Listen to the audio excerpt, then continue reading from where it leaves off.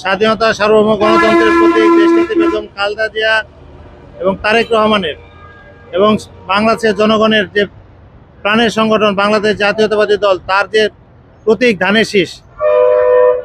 26শে ফেব্রুয়ারি সাধারণ নির্বাচনে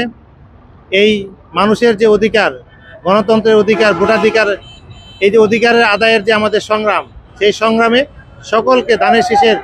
পতাকা তলে আসার জন্য, ধানের শীষে ভোট দেওয়ার জন্য আমাদের আজকে এই বর্ণাঢ্য র্যালিটি আমরা নন্দন পার্ক থেকে সাভার ব্যাংক টাউন এসে আমরা সমাপ্তি ঘোষণা করেছি।